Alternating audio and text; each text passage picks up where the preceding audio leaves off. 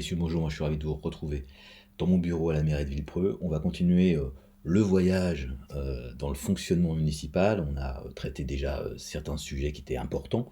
On va en traiter un, peut-être le plus, pas le plus critique, mais celui qui nourrit le plus de fantasmes. Et je peux vous l'assurer qu'il a fait perdre de très nombreux maires, ça fait perdre beaucoup de maires sortants, parce que c'est le sujet qui cristallise les oppositions, qui fait peur. On utilise ça, vous savez, ça, ce sont les techniques, mais c'est le sujet sur lequel on peut faire peur le plus facilement. Moi, je sais que j'en ai souffert vraiment hein, lors du plan local d'urbanisme en 2011, parce qu'il y a eu mais, toutes les rumeurs délirantes, et bien souvent, quand on fait peur à des gens, les gens ont une tendance à vous croire. Ça, c'est une technique, hein, la peur, la peur, la peur.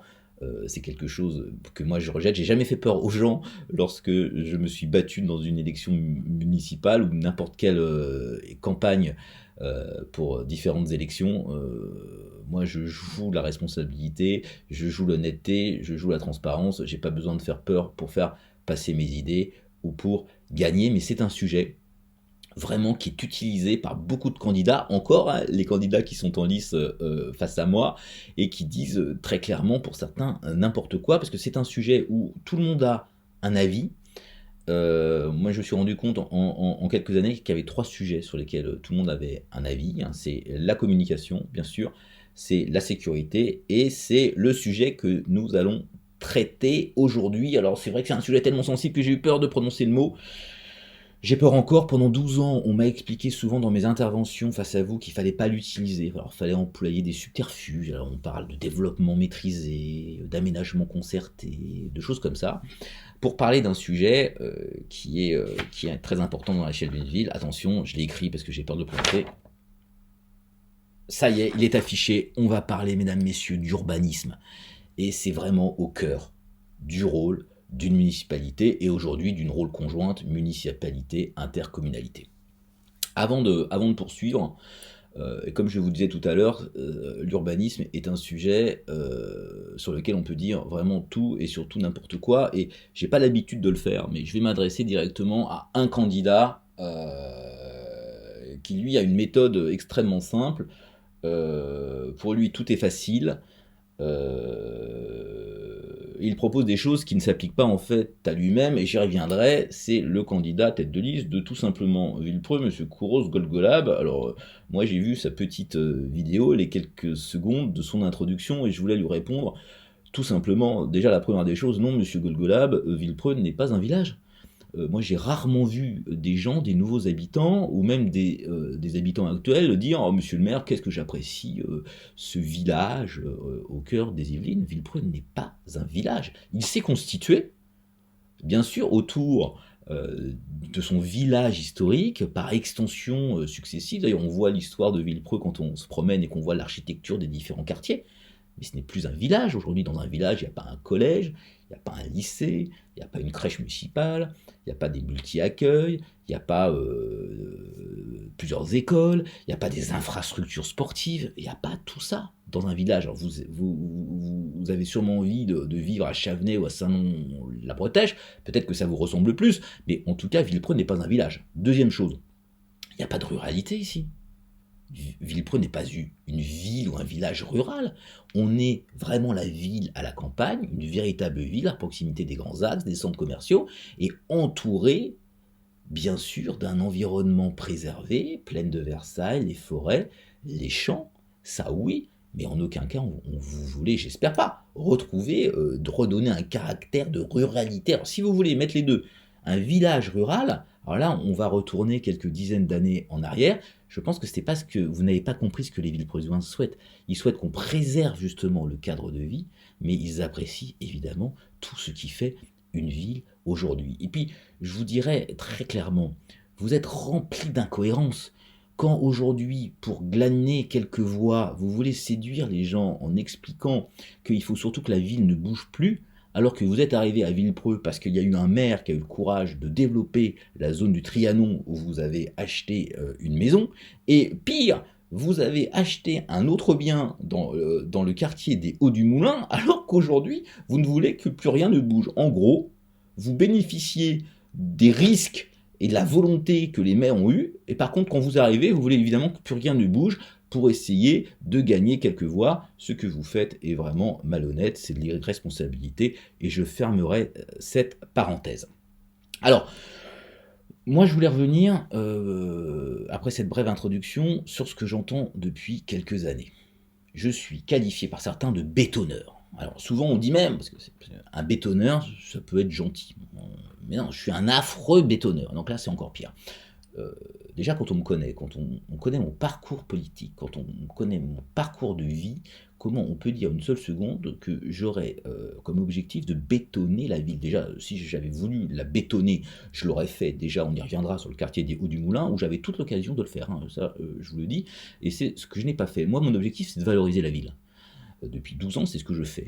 Chaque décision, et je le dis, chaque décision est prise pour valoriser la ville et votre patrimoine. Moi, je veux que Villepreux, j'ai souhaité qu'elle rattrape ses retards, qu'elle soit une ville exemplaire, qu'elle soit une ville reconnue, qu'elle soit une ville recherchée. C'est le cas aujourd'hui. Pourquoi vous voulez que, soudainement, j'ai envie de bétonner la ville? Ce n'est absolument pas le cas. Je voulais revenir sur 3 choses.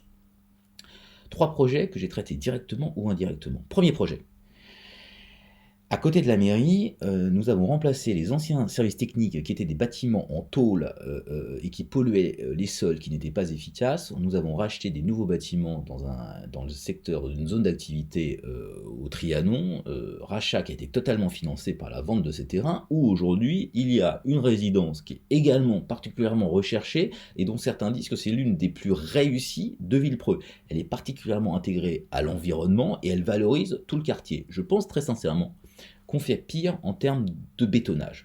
Le deuxième projet, j'ai donné la possibilité, lors de la révision du plan local d'urbanisme, de muter la zone au niveau du Val-Joyeux, sur laquelle s'est construit en remplacement, parce qu'il faut quand même le dire, d'un garage désuet et d'un établissement qui s'appelait le Chagot Billard Club, qui a causé beaucoup de nuisances lors de son fonctionnement et qui était arrêté et fermé depuis plusieurs années, en un petit collectif qui s'intègre encore une fois particulièrement bien à l'environnement, qui ne remet pas en cause l'identité du quartier et qui le valorise. Encore une fois, on a fait pire en termes de bétonnage. Et puis je voulais revenir sur le quartier des Hauts-du-Moulin.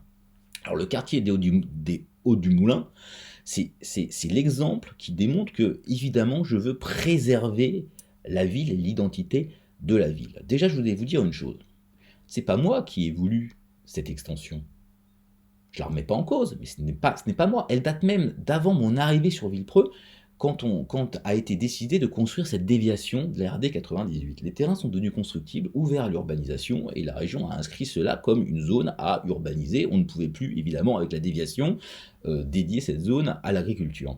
Donc on a pris le projet, j'ai pris le projet, ça a été long à mettre en place. La préfecture voulait, mesdames, messieurs, que nous fassions au minimum le double de logements. Tout simplement parce qu'il manque des logements en Yvelines, il manque des logements en Île-de-France, et qu'il nous manque des logements sociaux. Donc nous aurions pu, et c'était ce que certains demandaient, il y avait plusieurs possibilités. Il y avait la première possibilité, c'était de construire que des logements sociaux, on aurait rattrapé tout notre retard, et là c'est vrai qu'on aurait pu arrêter toute construction dans la ville, vu qu'on avait nos logements sociaux. Par contre, est-ce que cela aurait été raisonnable de construire plus de 400 logements sociaux dans une seule zone? Pour moi, ça aurait été une aberration, et là, ça aurait remis en cause à la fois l'identité, l'équilibre et le fonctionnement de la ville. La préfecture nous demandait au moins le double, parce qu'il nous manquait des logements sociaux et il faut construire. On a tenu bon, on a fait 35 logements à l'hectare. Mesdames, messieurs, aujourd'hui, c'est un secteur qui est recherché. Il n'a pas remis en cause l'identité de la ville, ni son équilibre entre les collectifs et entre les maisons individuelles. Si j'avais voulu bétonner, j'aurais pu le faire. Au lieu de faire 900 logements, on aurait pu en faire facilement dans cette zone 1800. Au lieu de faire que 5 ou 6 collectifs, on en aurait fait 10 ou 15. Donc le quartier des Hauts-du-Moulin démontre bien que je n'ai absolument pas de volonté de bétonner la ville, et évidemment que je n'ai pas cette volonté. Je refermerai donc ce chapitre sur la perception que certains ont de mon action, qui est totalement faussée et dont l'inverse est démontré par l'exemple. Moi, je voulais vous dire que l'urbanisation, c'est pas un gros mot, et que l'urbanisation, ça permet au contraire de sécuriser le développement de la ville. Parce que si vous ne faites rien, il y a une telle pression en Île-de-France et dans les Yvelines, qui est l'un des plus beaux départements de l'Île-de-France et surtout la banlieue ouest. Proche de Paris, on est extrêmement proche de Paris. Il y a une pression qui est incroyable de l'État, mais des promoteurs. Et il ne faut pas qu'on se cache de ça. Et même des propriétaires qui veulent vendre. Si on ne fait rien, eh ben, je peux vous dire que les autres décideront pour nous. Je prends l'exemple de Central Park, qui a débouché sur un réel superbe projet par une concertation. Les terrains sont constructibles. Les terrains de cet endroit, en face des immeubles du Trianon et dans le fameux triangle, c'est constructible. Alors on a trouvé un artifice dans le plan local d'urbanisme, on a mis une orientation d'aménagement paysagère. Alors ça veut dire qu'en gros, vous ne pouvez pas traiter individuellement, il faut traiter dans son ensemble, et il faut qu'on réfléchisse avec la municipalité. Mais c'est un artifice qui n'est que temporaire. Et si vous ne faites rien, eh ben, à un moment donné, vous allez avoir un promoteur qui va vous déposer un permis de construire, qui va respecter parfaitement les règles du plan local d'urbanisme, et puis vous allez devoir accepter. Et là, la concertation, on l'oublie. Donc il faut anticiper les choses. Il faut anticiper justement pour ne pas subir. Et ceux qui vous disent, mais non, mais nous, on vous promet, mesdames, messieurs les Villepreusiens, qu'avec nous, vous allez avoir un parc magnifique. Il n'y aura aucune construction, il n'y aura rien, il n'y aura qu'un grand parc. On va faire le vrai Central Park, mais il n'y aura rien autour. Ça, c'est totalement faux, car les terrains sont constructibles.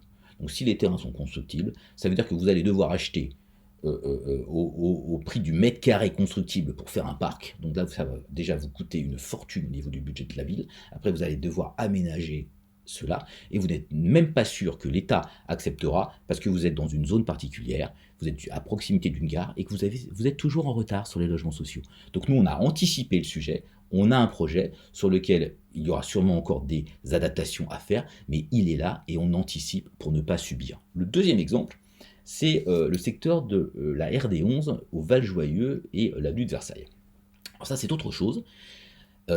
C'est une zone aujourd'hui qui a la particularité d'être extrêmement proche de la gare, une zone avec des grands terrains, et ce sont des propriétaires privés.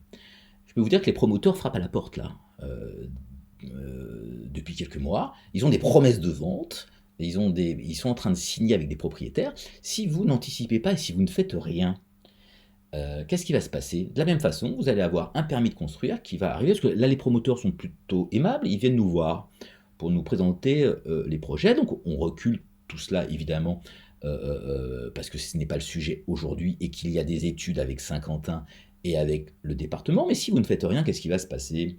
Eh bien, vous allez avoir pareil un projet qui va être à l'étude au niveau de Saint-Quentin, et s'il respecte le plan local d'urbanisme, eh bien, du jour au lendemain, vous allez pouvoir avoir des panneaux pour vous expliquer qu'il y a des nouveaux logements qui vont se construire de manière pas anarchique, parce que ça va respecter évidemment les règles, mais la ville ne sera absolument pas concertée. Donc encore une fois, anticipons pour ne pas subir. Et l'urbanisme, dans ce cadre-là, c'est justement pour sécuriser le développement de la ville. Je terminerai également rapidement par quelques points. Il ne faut pas avoir peur non plus de dire que les nouvelles habitations, mesdames, messieurs, ça rapporte de la fiscalité dans le budget de la ville. Nous avons perdu par rapport à 2011 2 millions de dotations de l'État. 2 millions. Par rapport à cela, on nous prélève 1 million dans le cadre des fonds de péréquation, et on nous prélève 100 000 euros en plus parce qu'on ne respecte pas nos 25% de logements sociaux. Simplement, la première tranche de Green Lodge 1, les Hauts du Moulin, la première tranche, ça nous a rapporté 600 000 euros.